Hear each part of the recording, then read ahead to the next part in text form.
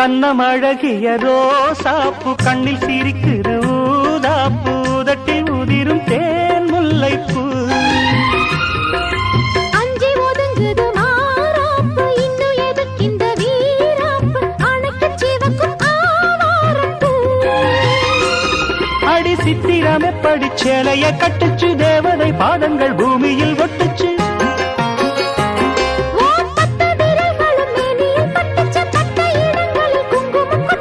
நித்தம் இரவினில் வித்தை படிக்கையில் ரசிச்சு பழ